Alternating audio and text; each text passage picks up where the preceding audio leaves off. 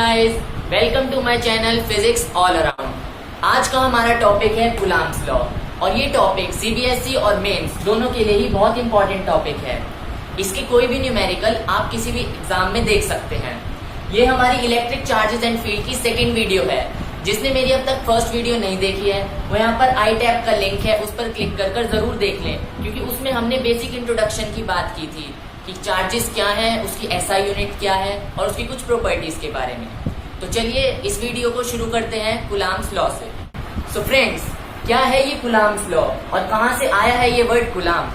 तो आप इस वर्ड से पहले भी फैमिलियर हैं। जैसे आपने पढ़ी है एसआई यूनिट ऑफ चार्ज, जो कि कूलम्ब ही है। इसको नेम किया गया है great scientist Charles Augustus D coulomb के ऊपर। आप साइड में इनकी फोटो भी देख सकते हैं।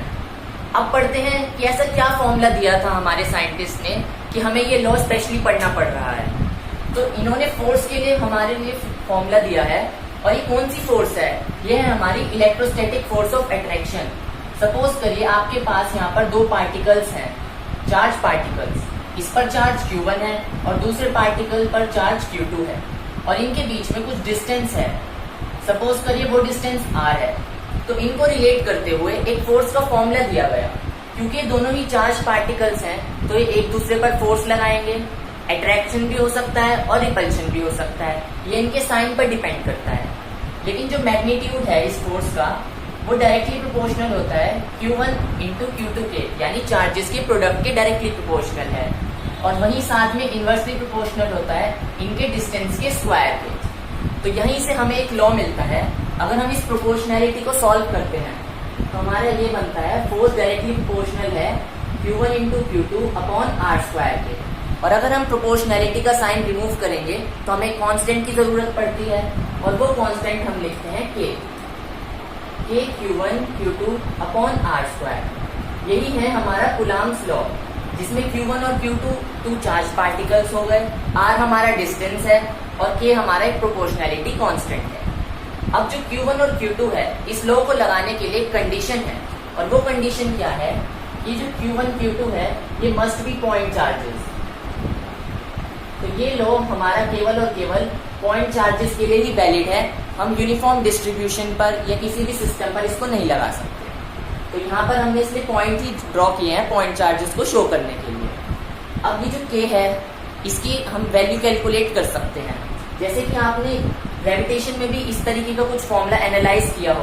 तो ग्रेविटेशन का फॉर्मूला था F equals to G m1 into m2 upon R square.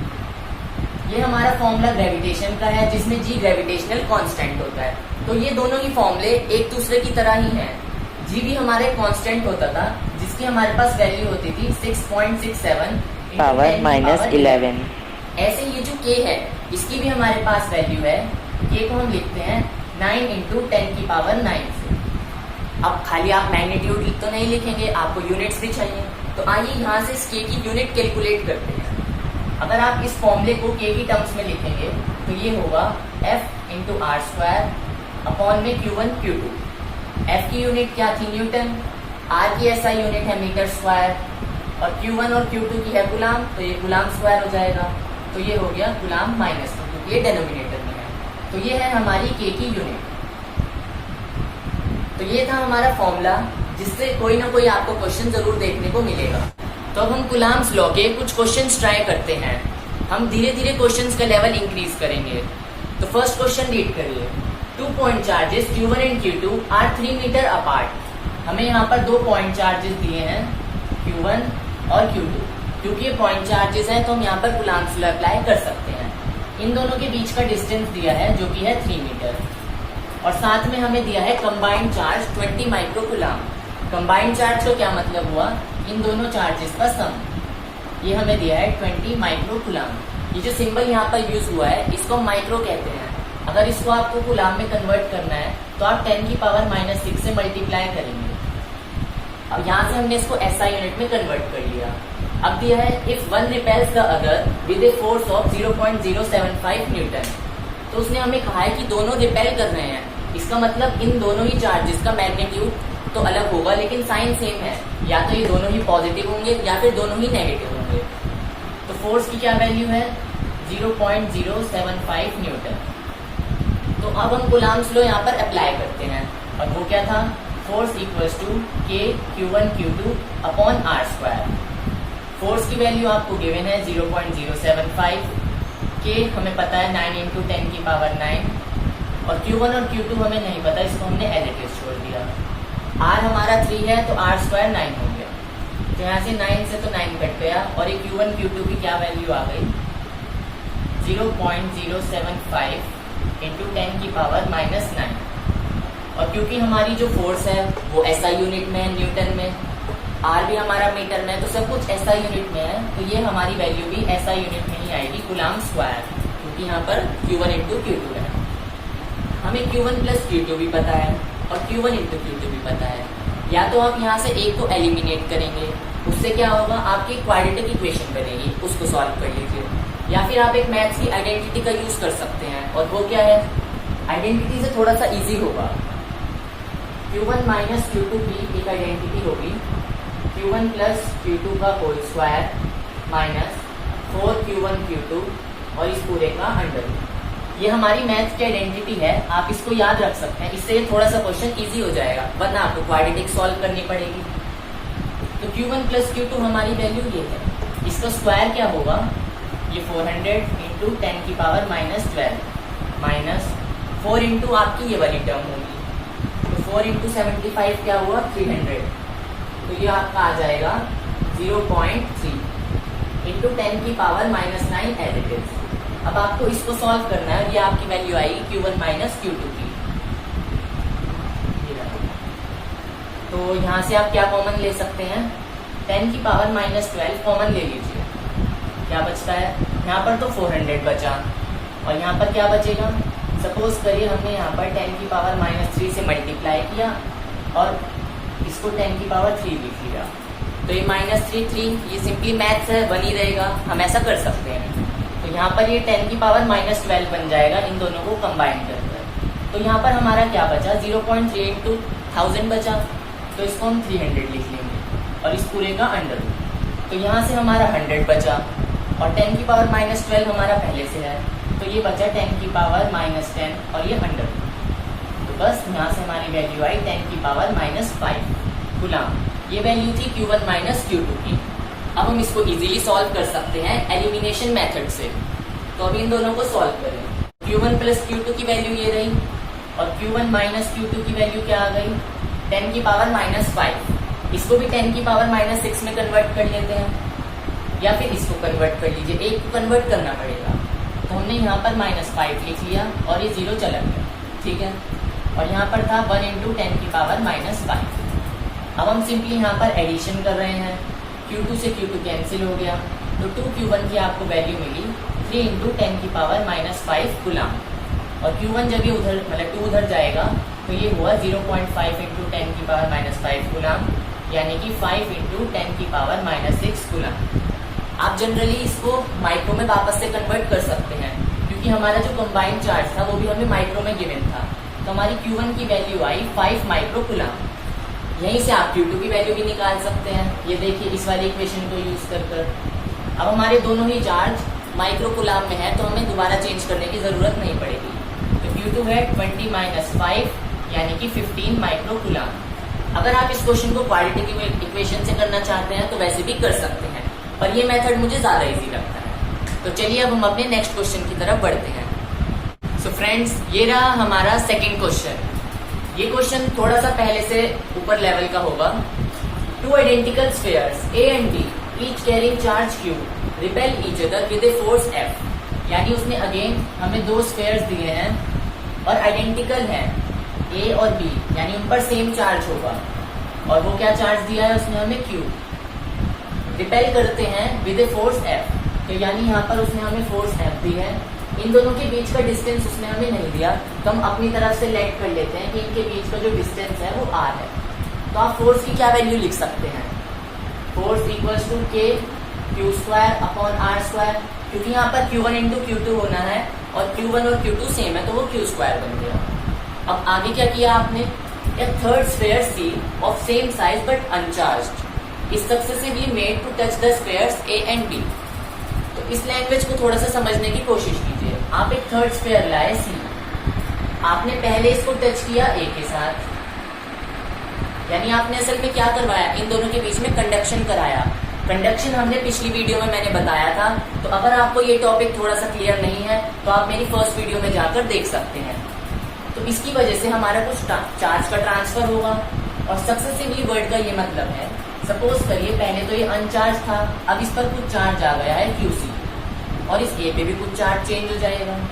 उसके बाद अगेन ये जो चार्ज स्फीयर C है, अब वो टच करता है B से, यानी स्फीयर C दोनों से टच किया, A से भी और B से भी। लेकिन इस सक्सेसिवली वर्ड का क्या मतलब है कि पहले A से टच किया क्योंकि उसने पहले A मेंशन किया है, और उसके बाद जब वो C स्फीयर थोड़ा सा चार्ज हो गया, उसके बाद वो B से टच किया। तो यही था हमारा सक्सेसिवली वर्ड का मतलब। अब हम देखते हैं कि फाइनल स्टेज पर क्या चार्ज ट्रांसफर होगा। तो मैंने इसके लिए आपको एक फॉर्मूला बताया था, और वो क्या था, एवरेज था Q1 प्लस Q2 अपॉन 2 का। तो हमारा जो C पर चार्ज है वो तो 0 है, और A पर चार्ज Q है। तो हुआ क्या, हमारा Q/2 चार्ज बचा दोनों पर।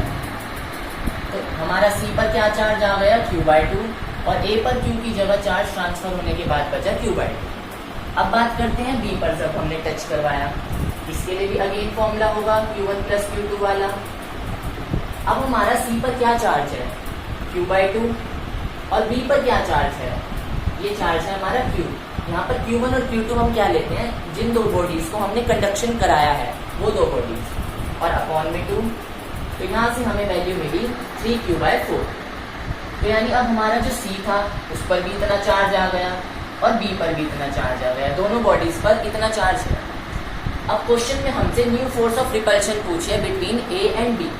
तो हो क्या गया है, A और B जो हमारे चार्जेस थे वो अभी डिस्टेंस तो उनका सेम ही है बीच का R, लेकिन क्योंकि इनकी चार्ज की वैल्यू चेंज हो गई है तो फोर्स चेंज हो जाएगी, इसलिए उसने हमसे ये न्यू फोर्स पूछी है। तो A हमारा था, हो गया था यहाँ पर Q/2, और B हमारा हो गया है 3Q/4। तो आइए अगेन यहाँ पर कूलम्ब्स लॉ का फॉर्मूला अप्लाई करते हैं। फोर्स की वैल्यू आएगी K, Q1 हमारा हो गया ये फर्स्ट चार्ज यानी कि Q/2, Q2 है 3Q/4, और अपॉन में है R²।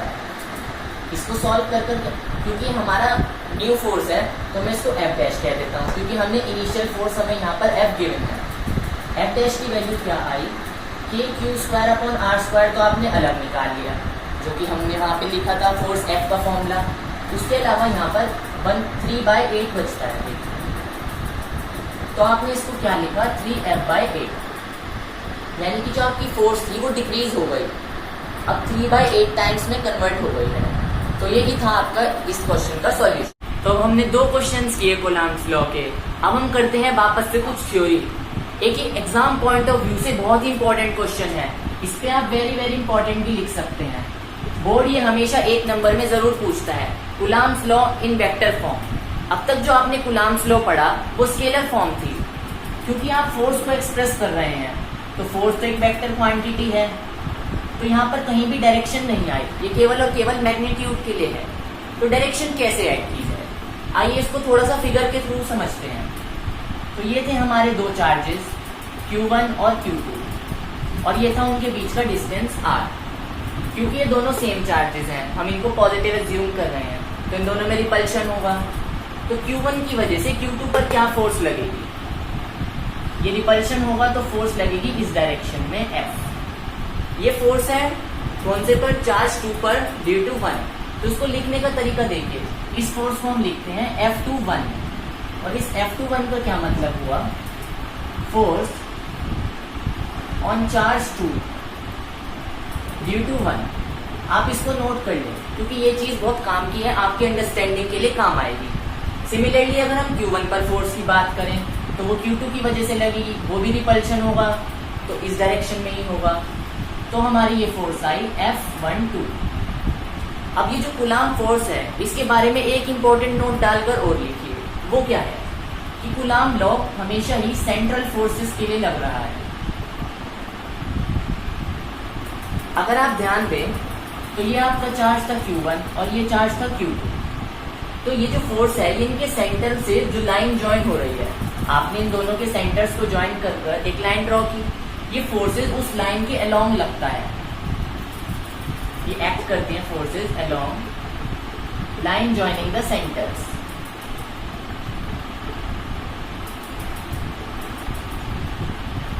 अब हमने फोर्स की जो डायरेक्शन है वो तो हमें पता था कि रिपल्शन है तो इधर राइट की तरफ होगी, पर ये थोड़ी सी ऐसे भी हो सकती थी, लेकिन वो क्यों नहीं हुई?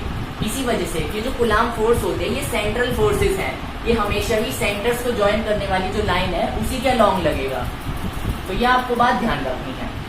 अब देखिए, हम अगर आपको ये डायरेक्शन लेनी है, ये डायरेक्शन है राइट की तरफ, तो इस डायरेक्शन के लिए आप देखिए डिस्टेंस के रूप में आप इसको लिख सकते हैं।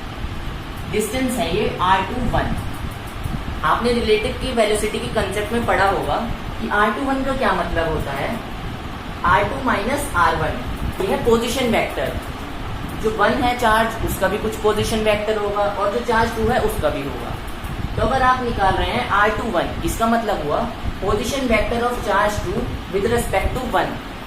तो आपने 1 को मान लिया कि आप 1 से मेजर कर रहे हैं डिस्टेंस, इसका 2 का, तो इस डायरेक्शन में अगर आप डिस्टेंस मेजर करेंगे तो वो ये आएगा।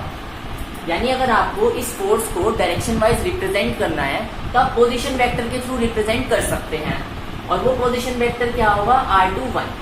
सिमिलरली अगर आपको F12 को रिप्रेजेंट करना है तो देखिए इस डायरेक्शन में होगा r12, position vector of charge 1 due to 2।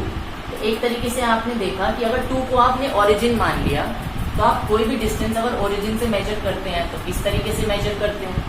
Similarly अगर आपने 2 को ओरिजिन सपोज कर लिया, ये जो हम लिखते हैं ना रिलेटिव वेलोसिटी के कंसेप्ट में, इसका मतलब यही होता है कि अब आपने 2 को ओरिजिन मान लिया है, तो यहाँ से अगर आप 1 की डिस्टेंस मेजर करेंगे पोजिशन वेक्टर तो वो इसी डायरेक्शन में आएगा, यानी कि लेफ्ट की तरफ। अगर आपको इसको वेक्टर फॉर्म में लिखना है तो आप लिख सकते हैं F इक्वल्स टू के Q1 Q2 अपॉन r², और आपने यहाँ पर यूज किया r कैप का। वेक्टर के लिए आपको याद होगा कि ये जो यूनिट वेक्टर होता है वो हमेशा डायरेक्शन के लिए होता है, तो इसको डायरेक्शन बनाने के लिए, इसको वेक्टर फॉर्म में बनाने के लिए हमने यहाँ पर r वेक्टर के मैग्नीट्यूड को, मतलब यूनिट वेक्टर का यूज किया है। और इस यूनिट वेक्टर का क्या फॉर्मूला होता है, ये फॉर्मूला होता है r वेक्टर अपॉन r का मैग्नीट्यूड। ये जो r² है यहाँ पर मैग्नीट्यूड है, तो आप इसको कैसे लिख सकते हैं, r कैप की जगह आप यहाँ पर r वेक्टर और अपॉन में r भी लिख सकते हैं।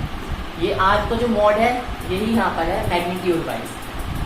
तो अगर आपको वेक्टर फॉर्म में लिखना हो तो आप डायरेक्टली इस फॉर्म में लिख सकते हैं। एक नंबर के लिए इतना ही सफिशिएंट है। अगर वो फिर भी आपसे एक नंबर से ज्यादा पूछता, उसके लिए मैंने ये आपको 1 और 2 का कंसेप्ट समझाया था कि हम आखिर क्यों पोजीशन वेक्टर के रूप में रिप्रेजेंट कर रहे हैं। तो अगर आपको लिखना है F12 तो यहाँ पर पोजीशन वेक्टर क्या आएगा, r12। मैग्नीट्यूड वाइज तो r12 भी सेम है और r21 भी सेम है, तो आप इसको डायरेक्ट r भी लिख सकते हैं। लेकिन वेक्टर में आपको लिखना पड़ेगा अगर आप एक पर्टिकुलर फोर्स लिखते हैं तो। ऐसे ही अगर आप F21 लिखते हैं तो आपको यहाँ पर r में 21 लिखना पड़ेगा। वरना सबसे इजी तो ये है कि आप कुछ ना लिखिए, डायरेक्ट फोर्स को इस टर्म में लिखिए, क्योंकि एक मार्क्स में इतना ही सफिशिएंट है, कोई आपके मार्क डिडक्ट नहीं करने वाला है। अब हम एक इम्पॉर्टेंट कंसेप्ट और है उस पर चलते हैं, और वो क्या है, परमिटिविटी और रिलेटिव परमिटिविटी का। जो आपने के पढ़ा था उसके भी कुछ फॉर्मूले। तो गाइस अब करते हैं रिलेटिव परमिटिविटी और परमिटिविटी क्या है। तो परमिटिविटी आपके लिए बहुत ही यूनिक वर्ड होगा, आपने कभी सुना भी नहीं होगा। तो आइए पहले इसका मतलब जानते हैं। ये एक प्रॉपर्टी है जो मेजर करती है opposition to Coulomb's law. Indirectly ये कुलाम्स लॉ को अपोज कर रही है, जो भी उसकी फोर्स होगी कुलाम वाली। तो आपकी फोर्स अगर आपको इंक्रीज रखनी है तो आपको परमिटिविटी को डिक्रीज करना पड़ेगा।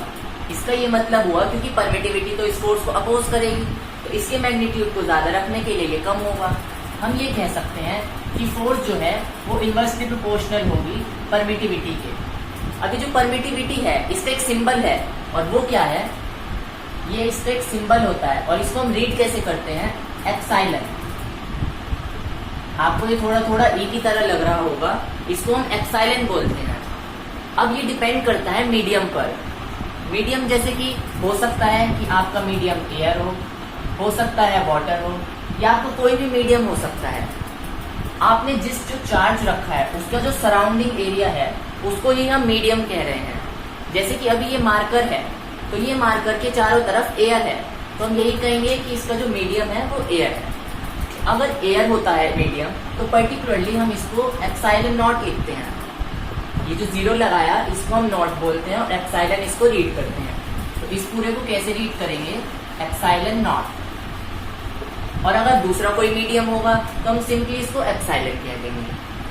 तो इन दोनों को ही हम कहते हैं एब्सोल्यूट परमिटिविटी। एब्सोल्यूट का मतलब ये हुआ कि ये रियल वैल्यूज है, हम इनको किसी से कंपेयर नहीं कर रहे हैं। अगर हम कंपेयर करने लगे तो उस वैल्यू को हम बोलते हैं रिलेटिव परमिटिविटी। सपोज करिए मुझे पता है कि जो एयर में एप्सिलॉन नॉट है उसकी कुछ वैल्यू ऑलरेडी हमें पता है। हमने कोई एक अननोन मीडियम लिया और उस अननोन मीडियम में हमें ई की वैल्यू नहीं पता। हम इसको कंपेयर कर सकते हैं। सपोज करिए हमें पता है ये वाली जो टर्म है मीडियम वाली, ये से 20 टाइम्स ज्यादा है एप्सिलॉन नॉट से, तो हम इस तरीके से इसको 20 एप्सिलॉन नॉट लिख सकते हैं। तो आपको एप्सिलॉन की एक एक्यूरेट वैल्यू नहीं पता थी, लेकिन आपने इसको कंपेयर किया एप्सिलॉन नॉट से। इस तरीके से अगर हम कंपेयर करते हैं तो उसी को हम रिलेटिव परमिटिविटी कहते हैं। तो इस टर्म में ये जो आपका 20 है यही है हमारा रिलेटिव परमिटिविटी, और हम इसको एप्सिलॉन आर से डिनोट करते हैं। यानी कि हमारी रिलेटिव परमिटिविटी का क्या फॉर्मूला हुआ? Epsilon upon epsilon not. अब जो भी हमारा मीडियम होगा उसके लिए आपको एप्सिलॉन गिवन होगा। अब इसको हमने कैसे रिलेट किया? क्योंकि हमें इस फोर्स की टर्म में इसको लाना पड़ेगा, क्योंकि फोर्स पे डिपेंड करती है। आपको याद होगा आपने पढ़ा था के था एक प्रोपोर्शनैलिटी कांस्टेंट। तो उस के का हमने फॉर्मूला देखा, एक्सपेरिमेंटली प्रूव हुआ है ये कि के का फॉर्मूला निकल कर आता है 1/4 पाई एप्सिलॉन। ये के का फॉर्मूला है।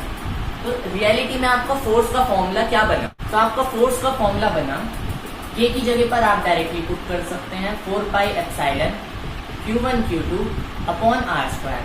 तो बहुत जगह आपने कुलाम्स लॉ को इस फोर्स की फॉर्मूले से भी लिखा हुआ जरूर देखा होगा। अब अगर ये एयर है, सपोज करिए मीडियम एयर है, तो यहाँ पर आप एप्सिलॉन नॉट लिख सकते हैं। और अगर एयर नहीं है तो सिंपली आप उस मीडियम का परमिटिविटी लिखेंगे।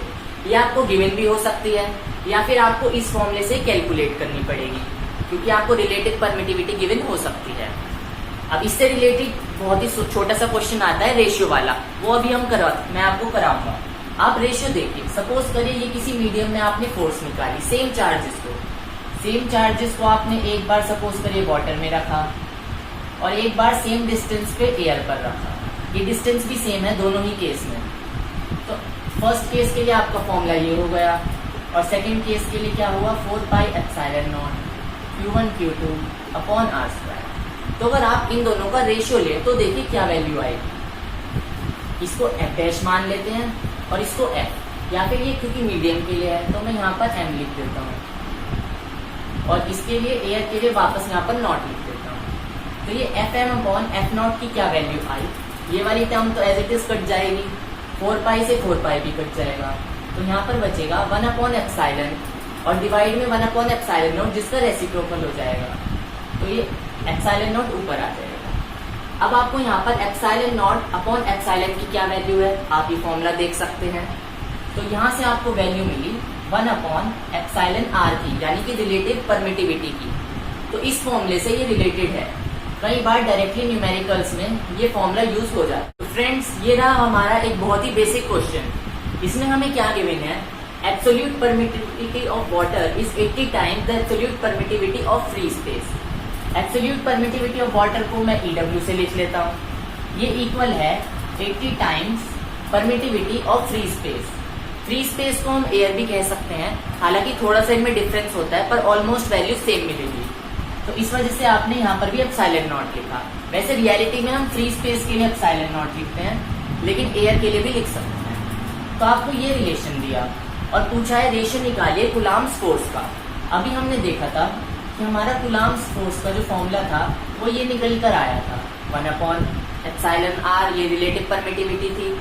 तो इसके लिए आप ये भी कह सकते हैं कि आपका फॉर्मूला ये आया था।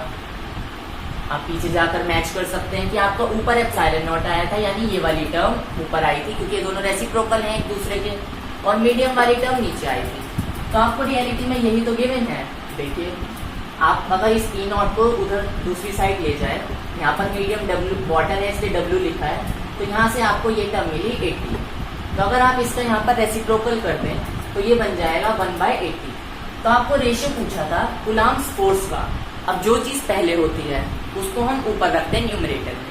यहाँ पर फर्स्ट वर्ड वाटर था तो इसलिए हमने फोर्स जो वाटर यानी कि मीडियम में है उसको ऊपर रखा है। तो हमारा रेशियो क्या आया 1/80। ये बहुत ही सिंपल क्वेश्चन है और ये एग्जाम में आ भी सकता है। तो अब हम करेंगे क्वेश्चन नंबर 4 और ये क्वेश्चन बेस्ड होगा इक्विलिब्रियम की कंसेप्ट पर। इस कंसेप्ट के क्वेश्चंस आपको और भी अपनी बुक्स में देखने को मिलेंगे। तो आइए इसको समझते हैं। 2 point charges 4e and e are fixed distance are apart। यहाँ पर आपको प्लस ई गिवन है यानी कि ये प्रोटॉन के लिए यूज किया गया है, क्योंकि चार्ज उस पर भी इलेक्ट्रॉन के जितना ही होता है इसलिए सिंबल ई यूज किया गया है। तो ये रहे आपके दो चार्जेस, पहला है 4e और दूसरा है e। ये कुछ डिस्टेंस पर है और ये डिस्टेंस हमें दिया है r। फिर कहा है कि where should a third point charge q be placed on the line joining the two charges. तो इन दो चार्जेस को लाइन ज्वाइन हमने ये वाली की है, इसकी कहीं भी बीच में ये थर्ड चार्ज आएगा और उस थर्ड चार्ज के लिए वो हमसे पोजीशन पूछ रहे हैं। ये थर्ड चार्ज यहाँ पर भी आ सकता है, यहाँ पर भी, कहीं पर भी आ सकता है। उसने मिड पॉइंट तो मेंशन नहीं किया है। वो हमसे यही पूछ रहा है कि ये चार्ज कहाँ पर आएगा। वेयर शुड कंडीशन हमें दी है कि so that it may be in equilibrium, यानी वो जो चार्ज है उस पर नेट फोर्स 0 होनी चाहिए तभी वो इक्विलिब्रियम में होगा। इक्विलिब्रियम में होने की क्या कंडीशन है कि जो फोर्स नेट होगी उस चार्ज के ऊपर वो 0 होगी। सपोज करिए हमने फोर्स मान लिया यहाँ पर ये वाला चार्ज था Q, 4e चार्ज से हम कुछ डिस्टेंस मान लेते हैं x। तो इस e चार्ज से ही कितने डिस्टेंस पर हुआ r-x, ठीक है। तो क्योंकि ये दोनों चार्ज इस Q चार्ज पर फोर्स एक्सर्ट करेंगे, फोर्स ऑफ रिपल्शन भी हो सकती है, फोर्स ऑफ अट्रैक्शन भी, ये डिपेंड करता था इसके चार्ज पर। उसने यहाँ पर पॉजिटिव चार्ज Q लिया है तो इसलिए हम मानेंगे कि ये पॉजिटिव है और ये आपस में रिपल्शन करेंगे। तो ये जो नेट चार्ज इस Q पर लग रहा है ये 0 होना चाहिए तब वो इक्विलिब्रियम में होगा।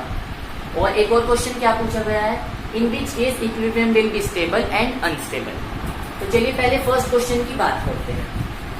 हम इस पर दो फोर्सेस मान सकते हैं, इस चार्ज को मान लीजिए 1 और इस चार्ज को मान लीजिए 2।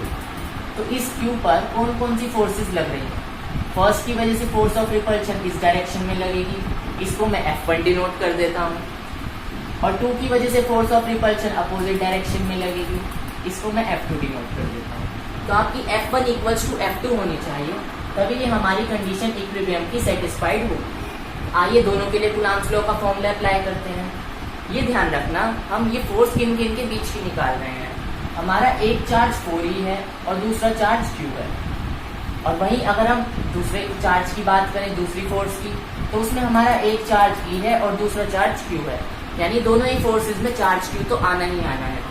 तो अब वैल्यू देखिए, ये हमने लिखा कि Q1 इंटू Q2, हम 1 के लिए लिख रहे हैं तो 1 के लिए एक चार्ज तो हो गया 4e और वहीं दूसरा चार्ज हो गया Q। अब इनके बीच का डिस्टेंस क्या है, इन दोनों चार्ज के बीच का डिस्टेंस x है, तो हम यहाँ पर x² लिखेंगे। ये इक्वल्स टू हुआ कि दूसरा चार्ज क्या है E और यहाँ पर इन दोनों चार्जेस के बीच में लग रही है तो ये हो गया Q। इनके बीच का डिस्टेंस है r-x, तो इसका स्क्वायर इसका आंसर है। अब यहाँ से जो k है वो तो दोनों ही कांस्टेंट है तो k यहाँ पर सेम हो गया, तो k इसलिए कैंसिल हो गया, E से E भी कैंसिल हो सकता है।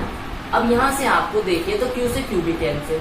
तो इसको सॉल्व कर कर हमारी क्या वैल्यू आई, ये क्रॉस मल्टीप्लाई आप कर सकते हैं, x² इक्वल्स टू 4r-x का स्क्वायर। अगर आप यहाँ पर अंडर रूट लें, यानी आपने स्क्वायर रूट लेकर यहाँ पर x बचा, यहाँ पर 2, यहाँ पर r-x। लेकिन जब भी आप किसी भी स्क्वायर का स्क्वायर रूट लेते हैं तो आपको प्लस माइनस साइन लगाना पड़ता है, तो आपने यहाँ पर प्लस माइनस साइन लगा दिया। यहाँ से हमारे दो आंसर्स आ सकते हैं, क्योंकि प्लस माइनस है, हम एक बार पॉजिटिव वाला केस लेंगे और एक बार नेगेटिव वाला केस लेंगे। तो आइए इसको पहले सॉल्व करिए। अगर आपने पॉजिटिव वाला केस लिया तो आपकी क्या वैल्यू आएगी, अब ये 2x इधर जाएगा तो 3x इक्वल्स टू 2r, यानी एक बार तो आपकी x की वैल्यू आई 2r/3 और दूसरी बार क्या आई, माइनस साइन लेकर देखिए, अब ये इधर आकर x बन जाएगा, x इक्वल्स टू 2r। तो ये थी आपकी दो वैल्यूज, पर हमें तो एक मतलब हमने क्या फिगर एज्यूम की है वो देखिए। हमने कहा कि हमारा चार्ज Q यहाँ पर है और ये डिस्टेंस R है। ये हमारा जो x है वो हमने 4e वाले चार्ज से माना है। तो ये डिस्टेंस R से ज्यादा हो सकता है? बिल्कुल भी नहीं। तो यहाँ से हमें मिला कि हमारा ये वाला आंसर करेक्ट होगा, पर जरूरी नहीं है कि हर बार यही वाला करेक्ट हो या ये वाला केस सही हो, क्योंकि क्वेश्चन में हमें क्या कहा है कि जो चार्ज सिचुएटेड है ये line joining the two charges पर है।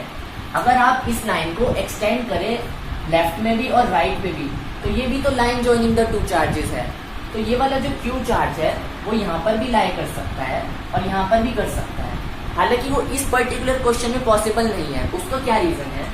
अगर Q यहाँ पर लाई करेगा और हमने माना है कि Q पॉजिटिव चार्ज है, तो जब इन दोनों से कहीं रिपल्शन वाली फोर्स इस पर लगेगी तो क्या दोनों फोर्स की डायरेक्शन इस तरफ नहीं होगी? तो जब कोई फोर्स अपोजिट डायरेक्शन में है ही नहीं तो इक्विलिब्रियम तो यहाँ पर हो ही नहीं सकता। सेम केस इस कंडीशन में भी लगेगा। तो इस पर्टिकुलर क्वेश्चन में ये दो केस अराइज नहीं होते हैं, इस वजह से हमारा ये वाला आंसर सही है। लेकिन ये केस कब अराइज हो सकते हैं? अगर आपका एक चार्ज पॉजिटिव हो और वहीं ये जो दूसरा चार्ज है वो नेगेटिव हो। तो अगर आपका ऐसा क्वेश्चन आएगा तो आपको इन दो केसेस को भी कंसिडर करके देखना पड़ेगा। अब वो एक क्वेश्चन और पूछता है कि in which case equilibrium will be stable and unstable. तो हमारे स्टेबल इक्विलिब्रियम का क्या मतलब हुआ? देखिए, स्टेबल इक्विलिब्रियम का मतलब ये है कि अगर आपने इस चार्ज Q को थोड़ा सा डिस्प्लेस किया तो वो अपनी पोजीशन में रिटर्न कर जाएगा, या अपनी पोजीशन रीगेन कर लेगा। और वहीं अनस्टेबल इक्विलिब्रियम में क्या होगा कि वो अपनी पोजीशन रीगेन नहीं करेगा, position will not be regain. और ये कौन सी पोजीशन है? ये हम इक्विलिब्रियम पोजीशन की बात कर रहे हैं। तो आइए इसको थोड़ा सा फिगर के थ्रू समझने की कोशिश करते हैं।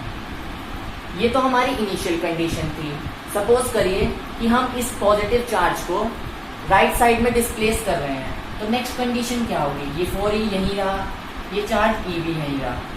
सपोज करिए इक्विलिब्रियम पोजीशन यहाँ पर थी, लेकिन क्योंकि हमने इसको राइट साइड डिस्प्लेस किया है तो हमने थोड़ा सा इतना डिस्टेंस डिस्प्लेस कर दिया। तो फोर्सेस पर क्या फर्क पड़ा? यहाँ पर तो जो दो फोर्सेस लग रही थी, यानी कि चार्ज 1 की वजह से F1 और चार्ज 2 की वजह से F2, ये दोनों इक्वल थी, इस वजह से ये इक्विलिब्रियम पोजीशन है। पर अगर हमने ये डिस्टेंस किया है, कुछ ट्रेवल किया है इसमें, तो देखिए इन दो चार्जेस के बीच का डिस्टेंस इंक्रीज हुआ है। और जैसे कि मैंने बताया था कि फोर्स डिस्टेंस के इनवर्सली प्रोपोर्शनल है, तो इस F1 की वैल्यू डिक्रीज हो गई। इस वाले केस में ये जो F1 है ये कम है और ये जो F2 है ये इंक्रीज हो गई, क्योंकि ये डिस्टेंस आपने और कम कर दिया। तो क्या हुआ? नेट फोर्स आपकी किस तरफ है? अगेन आपकी ओरिजिनल पोजीशन की तरफ एक्ट की। तो इस फोर्स की वजह से आपकी जो रीगेन पोजीशन है इक्विलिब्रियम वाली, वो ये चार्ज रीगेन कर लेगा। तो हम कह सकते हैं कि ये थी हमारी स्टेबल इक्विलिब्रियम पोजीशन। अब उसने कहा है कि अनस्टेबल कहाँ पर होगा। देखिए क्वेश्चन में कहीं भी ये नहीं लिखा था कि ये जो चार्ज Q है ये पॉजिटिव है या नेगेटिव है। ऐसा भी हो सकता है कि ये चार्ज नेगेटिव हो। तो हम एक केस सेकंड और लेके देख, तो अगर ये चार्ज नेगेटिव है तो इस पर कौन कौन सी फोर्सेस एक्ट करेगी? डायरेक्शन देखिए, ये थी हमारी इक्विलिब्रियम पोजीशन, और क्योंकि ये -Q होगा तो आप क्या करेंगे? ये जो फोर्स लगेगी यही F1 होगी इस फर्स्ट चार्ज की वजह से, और इस सेकंड चार्ज की वजह से जो फोर्स लगेगी वो F2 होगी। अगर आप माइनस साइन से दोबारा से आप पोजीशन निकालने की कोशिश करेंगे तो भी आपकी सेम ही आएगी, क्योंकि Q से Q तो कट ही रहा था। तो उसके लिए आप टेंशन ना ले, केवल आपको स्टेबल और अनस्टेबल इक्विलिब्रियम समझा रहे हैं। अब देखिए आपने अगेन इसको थोड़ा सा राइट साइड डिस्प्लेस किया, सपोज करें यहाँ पर आ गया, तो कौन सी फोर्स इंक्रीज हुई इस बार? F1 या F2? अगेन क्योंकि आपने ये डिस्टेंस इंक्रीज किया है तो F1 फोर्स डिक्रीज हुई, लेकिन इस बार F1 की डायरेक्शन अपोजिट है, तो डायरेक्शन की वजह से ये F1 डिक्रीज हो गई और ये F2 और इंक्रीज हो गई। तो अब क्या ये चार्ज वापस इस इक्विलिब्रियम पोजीशन में आना चाहेगा? बिल्कुल नहीं, क्योंकि नेट फोर्स किस डायरेक्शन में है? नेट फोर्स तो E की तरफ है, तो ये इक्विलिब्रियम पोजीशन में नहीं आना चाहेगा। तो अगर साइन नेगेटिव होता है उस केस में हमारा इक्विलिब्रियम अनस्टेबल होगा और पॉजिटिव वाले में स्टेबल होगा। तो इस क्वेश्चन के थ्रू आपको बहुत सारे कंसेप्ट क्लियर होंगे, थोड़ी सी फिगर का कि आप 3 केस ले सकते हैं और थोड़े से इक्विलिब्रियम से रिलेटेड। तो इस वीडियो में हम इतने ही क्वेश्चंस रखते हैं। कूलम्ब्स लॉ के और भी बहुत सारे क्वेश्चंस हैं, क्योंकि फोर्सेस तो आप कहीं भी यूज कर सकते हैं। मे भी आप फोर्सेस का यूज पेंडुलम में कर सकते हैं, किसी सर्कुलर मोशन में कर सकते हैं। तो इसके क्वेश्चंस तो नेवर एंडिंग क्वेश्चंस होंगे, आप इसको किसी भी कंसेप्ट के साथ मिक्स कर सकते हैं। फिर भी मैं नेक्स्ट वीडियो में कोशिश करूंगा इसके थोड़े से और क्वेश्चंस लूं ताकि आपके कंसेप्ट्स को और क्लियर करवा सकूं। तो अगर आपको ये वीडियो पसंद आई हो तो इस वीडियो को लाइक करें, सब्सक्राइब करें और अपने फ्रेंड्स को शेयर करें ताकि उनका भी कुछ फायदा हो सके। तो तब तक के लिए बाय बाय।